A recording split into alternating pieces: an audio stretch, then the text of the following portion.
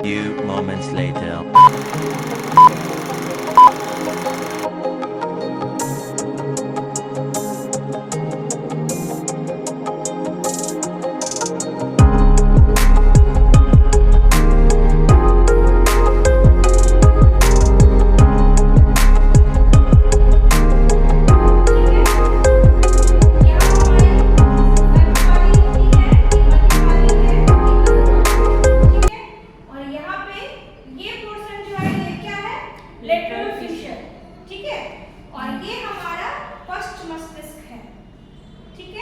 और ये यहाँ वाले जो पोर्शन है, ठीक है, ये हमारा मध्य पृष्ठीय फिशर है। और ये जो दरार यहाँ से आ रही है वो क्या है? केंद्रीय फिशर, ठीक है। तो इसको आप लोग समझ रहे हैं। हमारे ब्रेन में 3 पार्ट होते हैं, कौन कौन से? शंखपाली, मध्यपाली और अग्रपाली, ठीक है। किसका क्या पोजीशन होता है यहाँ मैंने फिगर के थ्रू आप लोगों को बताया है, ठीक है। अग्रपाली का पोजीशन जो होता है वो हमारे सामने होता है यहाँ पे, ठीक है। मध्यपाली हमारे मध्य में स्थित होता है, ठीक है, जैसा कि नाम से ही स्पष्ट है। और शंखपाली का जो एरिया होता है ये पीछे साइड में रहता है।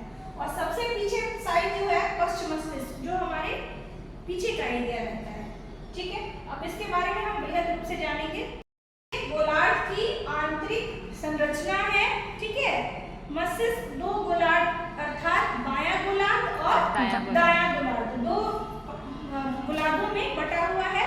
प्रत्येक गोलार्ध जो है वो केंद्रीय शुल्कस तथा लेटरल फिशर के थ्रू निम्नलिखित 4 पालियों में बटा हुआ है। किस किस में?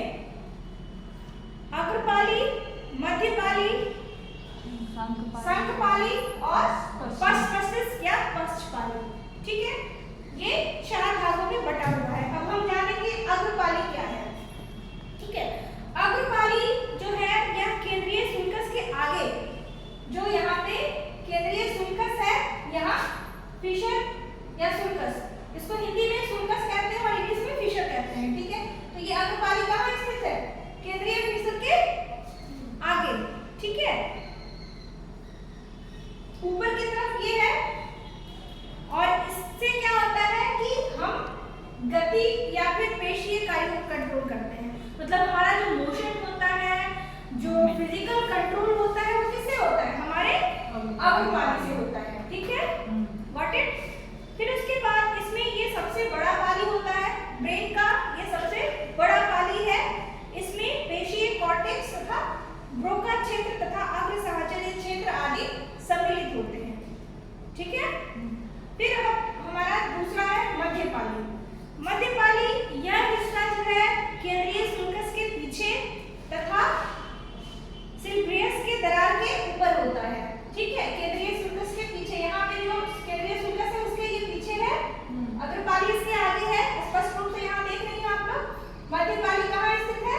केंद्रीय फिशर के पीछे, ठीक है। इसके द्वारा क्या होता है? मूलतः शारीरिक संवेदनाओं एवं दिशा का ज्ञान होता है कि हमारे अंदर जो भी संवेदनाएं होती है, जो भी दिशा का, मतलब हम लोग को किस डायरेक्शन में जाना है, ये किसके थ्रू होता है? मध्यपाली, ठीक है। मध्यपाली के थ्रू हम देखते हैं कि हमें किस दिशा में जाना है और हमारा जो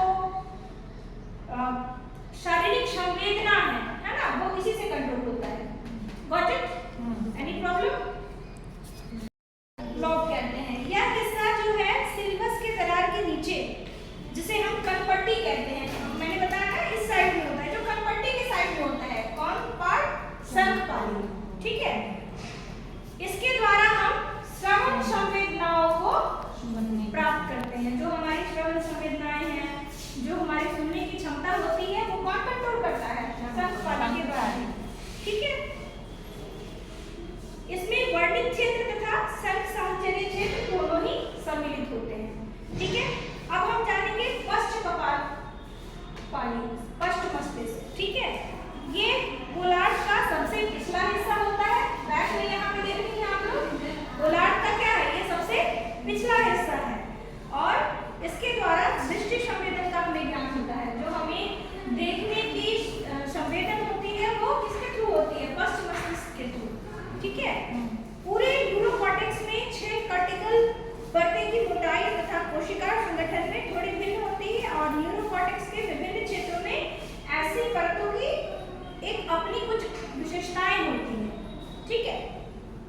इन विशेषताओं के अध्ययन को साइटोआर्किटेक्टोनिक्स कहा जाता है, ठीक है, जिसकी शुरुआत 20वीं शताब्दी में हुई थी, ठीक है। और इन अध्ययनों के परिणाम स्वरूप कॉर्टेक्स के महत्वपूर्ण साइटोआर्किटेक्टोनिक्स नक्शा विकसित किए गए, जिसको एक नक्शा जो ब्रॉडमैन है उसका दूसरा नक्शा, ठीक है, जो दो वैज्ञानिक अर्थात इकोनोमो और कोशकिनास द्वारा विकसित किया गया, ठीक है। इसमें से ब्रॉडमैन द्वारा जो विकसित नक्शा है वो काफी महत्वपूर्ण है एवं लोकप्रिय हुआ है, जिसका पार्श्विक दृश्य को चित्र में इसमें दिखाया गया है, ठीक है। जो चित्र मैंने दिखाया था ब्रॉडमैन का नक्शा आप लोगों को बताया था, मैंने बनाया भी था पिछले क्लास में, तो यहाँ पे वो बताया गया है, ठीक है। सचमुच में साइटोआर्किटेक्टिक्स नक्शा का निर्माण न्यूरोकॉर्टेक्स के न्यूरॉन्स एवं उसके समान जो कॉर्टेक्स हैं, जो कोशिकाएं हैं, जो संरचना है, उसके साथ इसको मिलाकर तैयार किया गया है, ठीक है। ब्रॉडमैन नक्शा में कॉर्टेक्स के विशिष्ट क्षेत्र की पहचान करने के लिए संरचना का उपयोग किया जाता है, जैसे प्रमस्तिष्क गोलार्ध की दृष्टि पाली की पहचान जो होती है वो संख्या 17 से की गई है, यहाँ पे दिया गया है 17 संख्या से, ठीक है। ये स्पष्ट है, इस चित्र को आप लोग अपने कॉपी में उतार लीजिएगा, मैं बना भी दूंगी फिगर, इसको पहले कर लीजिए, ठीक है। और इसी तरह से अन्य संख्याओं द्वारा अन्य क्षेत्रों की पहचान की जाती है, ठीक है। यहाँ पे कोडिंग दिया हुआ है। ब्रॉडमैन नक्शा क्या है, वो एक अंक निर्धारित नक्शा बनाया गया जिसके थ्रू हम ब्रेन के हर पार्ट को समझ पाए। तो ये 17 नंबर संख्या जो है वो किस चीज की पहचान है, दृष्टिपाली की पहचान है। दृष्टिपाली हमारी कहाँ है, यहाँ से होती है, पश्च मस्तिष्क से होती है, ठीक है। तो यहाँ पे 17 नंबर का शूट किया हुआ है ब्रॉडमैन नक्शे में। अब समझ में आ रहा है नक्शे का क्या रोल है, कॉन्सेप्ट क्लियर है आप लोगों की, ठीक है। उसके बाद इसी तरह से अन्य संख्याओं द्वारा अन्य क्षेत्रों की पहचान की जाती है। जितनी भी इसमें संख्या दी गई है उस संख्या के आधार पे उनके क्षेत्र को कोडिंग किया गया है, ठीक है। इस नक्शा में कुछ संख्या जैसे 12, 16 तथा 48, 51 नहीं है, ठीक है। यहाँ पे न्यूरोकॉर्टेक्स के विभिन्न क्षेत्र निम्नांकित 3 तरह के एक्सॉन प्रोजेक्शन से अंतर संबंध होते हैं, ठीक है। इसके आगे मैं बताती हूँ, पहले आप ये